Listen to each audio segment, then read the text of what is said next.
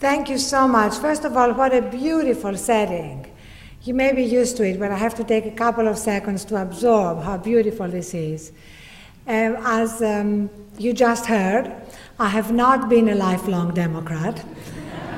I was a Republican up until 12 years ago, so I hope you have forgiven me, because it's a long time ago, and after all, we are in a church and we do believe in redemption.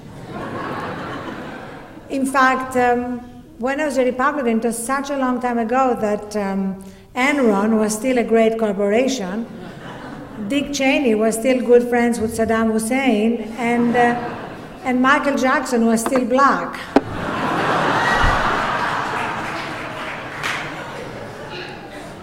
I want to talk about the fact that whoever the Democratic nominee is, and I do have my preferences, the most important thing for this country is to make absolutely sure that John McCain is not the next president of the United States.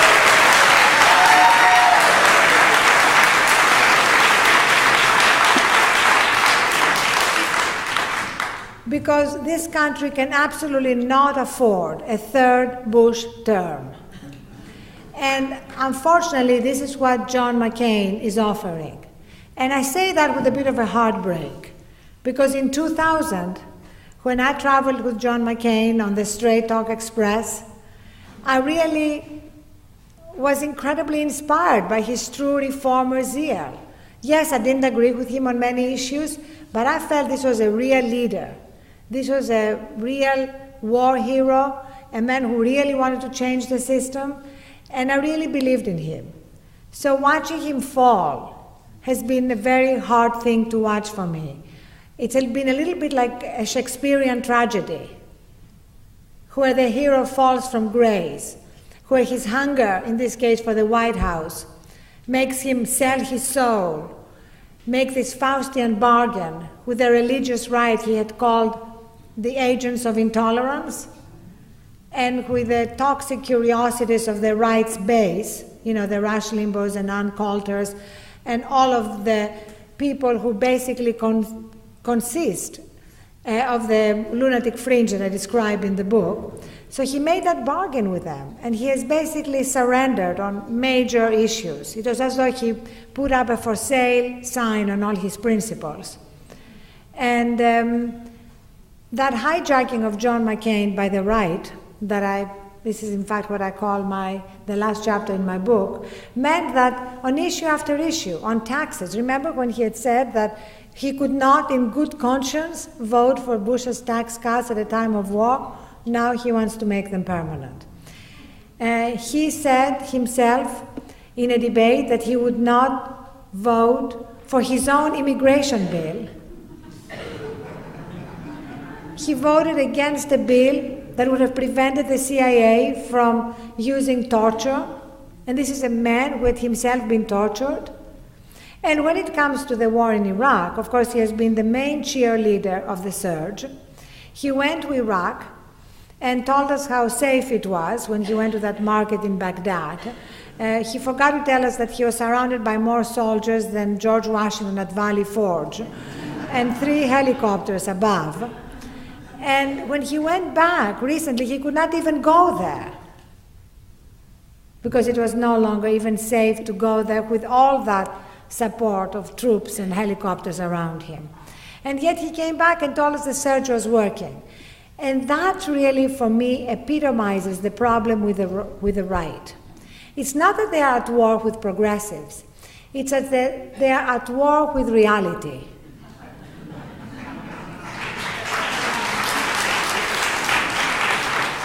They are at war with facts. They are definitely at war with science. And the moment when I decided to write this book was when I was watching, together with my 2 teenage daughters, one of the early Republican primary debates, and the moderator asked the candidates to raise their hand if they did not believe in evolution. And 3 of them raised their hand. And I kind of wanted someone to escort them off the stage and say to them, go read your science and come back in 4 years and run for president. Because, it's 2008, and should we really still be debating Darwin?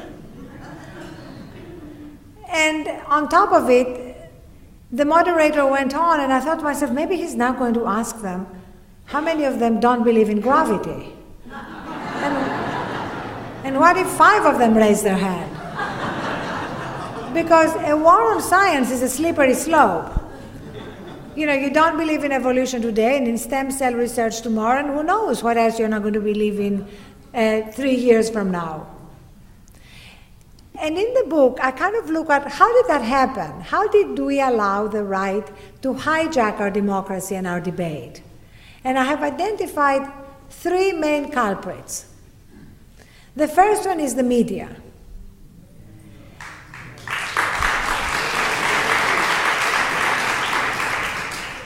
Because the media are obsessed with presenting every issue as having 2 sides and claiming that somehow the truth is to be found by splitting the difference. But, you know, that's just not the case. You know, the truth is often on one side or the other. And very often, the truth is clear and known. You know, we're no longer debating if the earth is flat. And we should not have spent so many years debating if global warming is real. And yet the media did that. You know, they had the Al Gore, or the equivalent on one hand, talking about the dangers of global warming, and Senator James Inhofe, on the other hand, telling us that global warming is a fraud.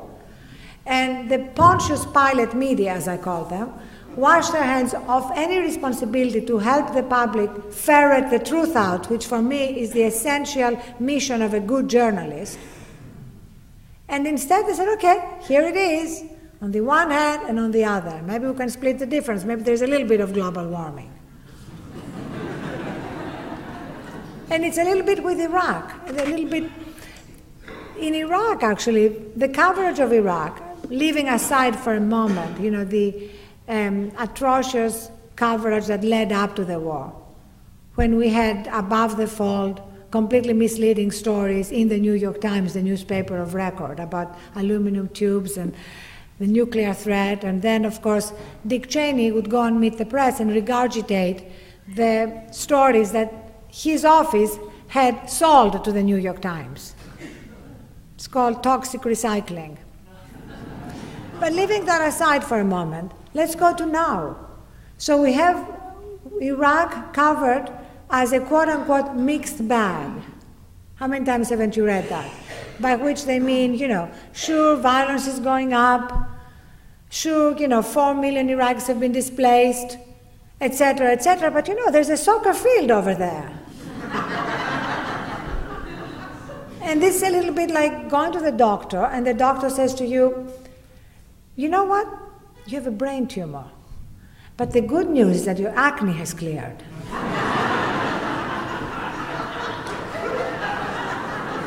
And you go home and you say, that was a bit of a mixed bag of a diagnosis. So, as a result, the right has been given cover by the media because its views, the ones that are not based on facts, science, or reality, have been given equal time. The first chapter of my book is called Equal Time for Lies. And it is absolutely critical that we are more and more vigilant when we see that and do something about it. You know, write, talk, blog. You're very welcome to blog about it on the Huffington Post. Now we have many more countervailing forces to the mainstream media, and we need to use them. Take the ABC debate. Take it, right? What was it except the mainstream media really internalizing the right-wing messaging about equating patriotism with wearing a flag pin, or talking as though knowing a 60s radical somehow disqualifies you from being president of the United States. And of course, Reverend Right, Reverend Right, Reverend Right. In fact, as you may know, Sean Hannity gave George Stephanopoulos the question about Bill Ayers, the 60s radical, on his own radio show the day before, and George Stephanopoulos said, I'm taking notes, and he was. So what is that about? Is that the self-loathing liberal media internalizing the talking points of the right? The other thing that the media have been doing is presenting almost everything in American politics through the lens of right versus left. And what I'm arguing in the book is that this is a very obsolete way to look at American politics because the center has shifted. What used to be left-wing positions, bringing the troops home, universal health care, doing something about global warming, corporate responsibility, are now mainstream positions. And it's the right that has been marginalized and discredited. And yet it continues to dominate the agenda and the debate. That's the ultimate paradox that I'm trying to explain in the book. So you have basically that 28% of Americans who still approve of George Bush. Go figure, right? And that's the right. And then you have 48% of Americans who want to vote for John McCain. And that's not good. So I basically want to spend a lot of time between now and next November talking to that 20%. And if you know anyone who wants to vote for John McCain, does anybody here know anyone who wants to vote for John McCain? Is there anybody here who wants to vote for John McCain? Okay. Anybody who is here wants to vote for John McCain, I want to personally give you one of my books. You don't have to buy it.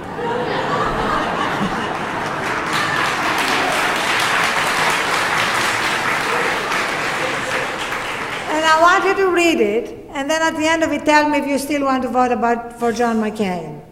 Because I was on a radio show the other day, and I gave people a money-back guarantee that if they give the book to somebody who wants to vote for John McCain, they still want to vote for John McCain, I would definitely give them their money back. You can have the same guarantee. Because I think this is the group that we need to appeal to, and we can actually make them see the truth. I really believe that. If we really give them the evidence, I think we can make them see what has happened to John McCain between 2000 and now. The 28% I wouldn't worry about. It's too hard. After all, we don't have to win unanimously. It's always the same feeling I had in 2004, when the Kerry campaign was worried about the undecided voters. Those who didn't know after 4 years if they would be voting for George Bush or John Kerry. And I was writing and I was saying, forget about them. Go to the 50% of eligible voters who are not planning to vote and inspire them and convince them to come out and vote. Why are you bothering with the people who are still undecided? There must be something wrong with them if they're still undecided after 4 years. So again, what is exciting about now is that we've had 3 million more registered Democrats. That Democrats won 2 seats that are solidly Republican seats, the Louisiana seat on Saturday and Dennis Hastert seat 2 months ago. So all the omens are good, but John McCain is the Trojan horse of the right. And I'm Greek, and I know Trojan horses are a problem.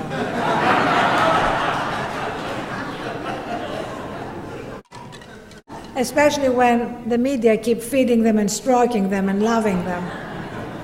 So it is our job to expose the Trojan horse. And we all need to be part of it. We need to be completely armed with all the ammunition we need. So we talked about the media and as being one of the culprits. Another culprit is a little problem called amnesia. People forget. I don't have a book here, but we have 3 pages in the book, which are the posters that we created. One is of names, the other is of events, and the third is of slogans of the last 7 years.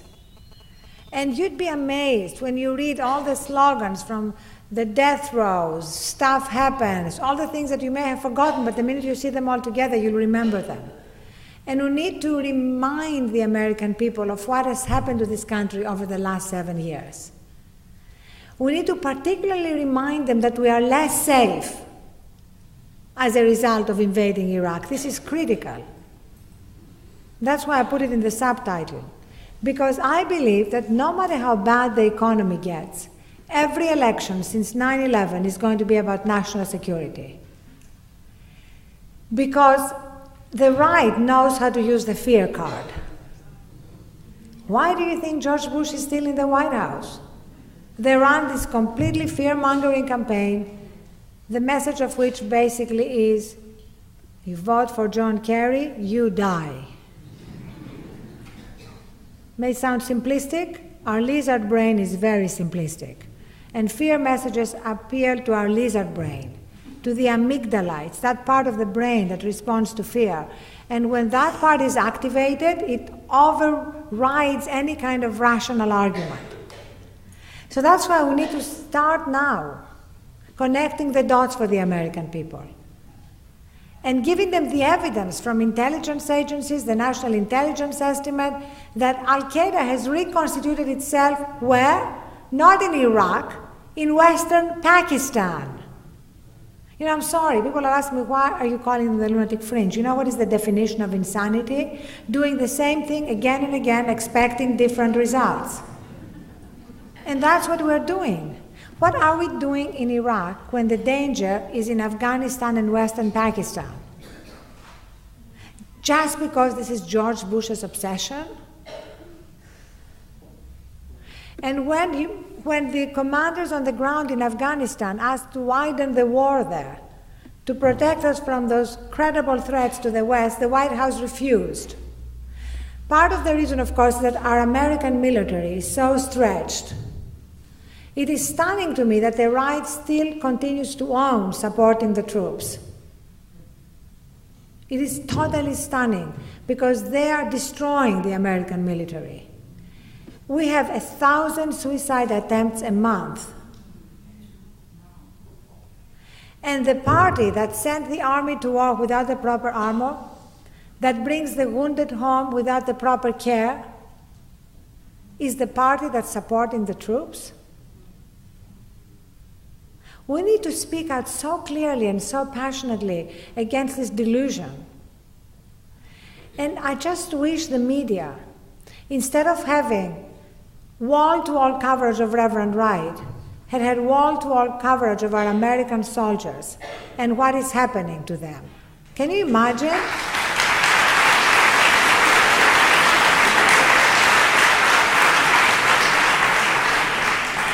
Can you imagine the difference that would have had in our understanding of what is really happening? So let's move on to the third culprit. That's kind of a hard one, but it's a true one. There's been a lack of leadership, including among Democrats, in telling the truth to the American people and standing up for it and not being cowed and not being intimidated.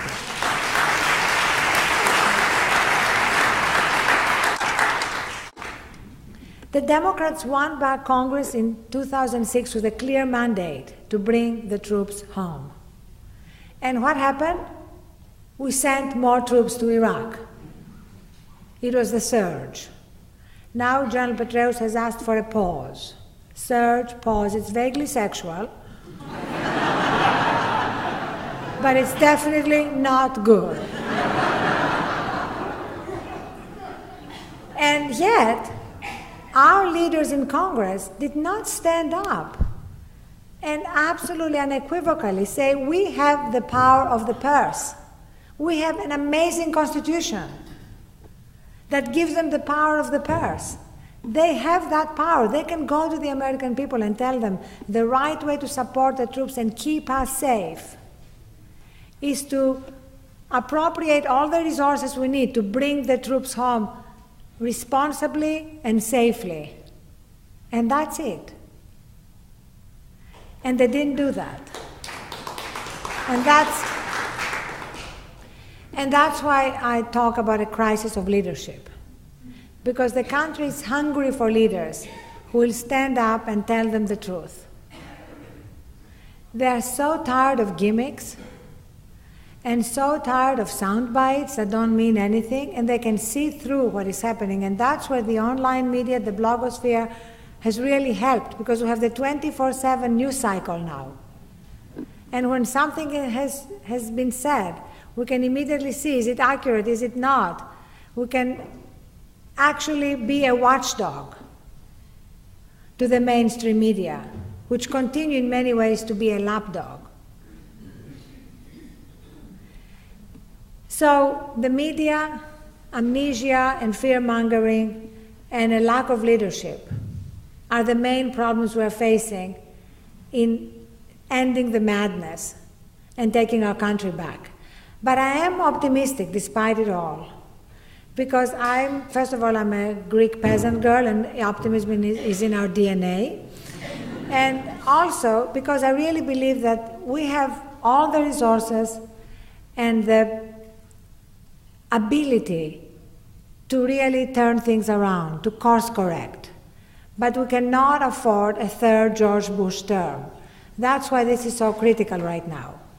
And so it's really a call to action for all of us. Instead of waiting for the leader on the white charger to save us, we need to look in the mirror and find the leader in ourselves, tap into our own leadership potential, and each one of us can do something to make it inevitable that we are going to put an end to the takeover of this country by the right. Thank you so much.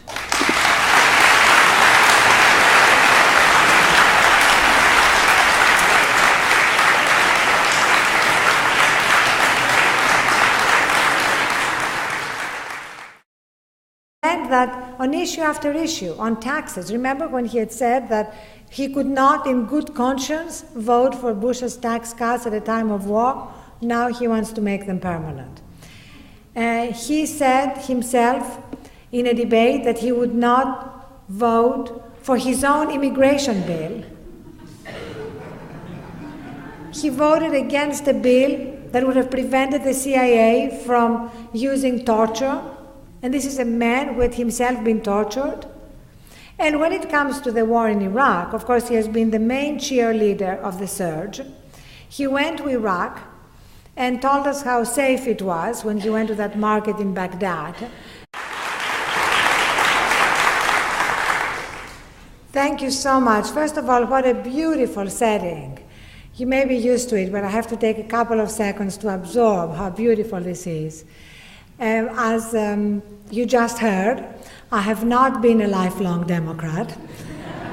I was a Republican up until 12 years ago, so I hope you have forgiven me, because it's a long time ago, and after all, we are in a church and we do believe in redemption.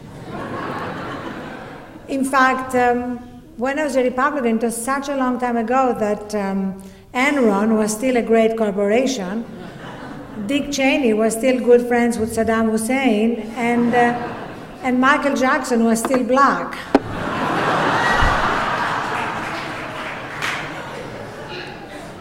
I want to talk about the fact that whoever the Democratic nominee is, and I do have my preferences, the most important thing for this country is to make absolutely sure that John McCain is not the next president of the United States.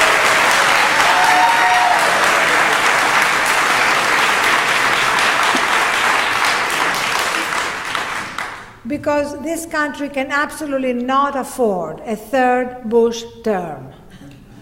And unfortunately, this is what John McCain is on. Makes him sell his soul, make this Faustian bargain with the religious right he had called the agents of intolerance, and with the toxic curiosities of the right's base, you know, the Rush Limbaughs and Ann Coulters, and all of the people who basically consist of the lunatic fringe that I described in the book. So he made that bargain with them, and he has basically surrendered on major issues. It was as though he put up a for sale sign on all his principles.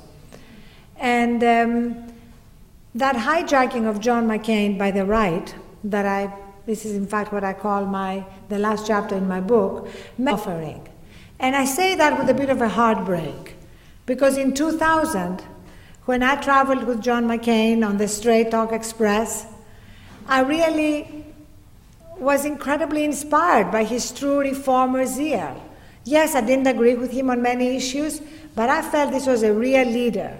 This was a real war hero, a man who really wanted to change the system, and I really believed in him.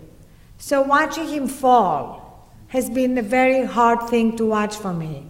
It's been a little bit like a Shakespearean tragedy, where the hero falls from grace, where his hunger, in this case for the White House, makes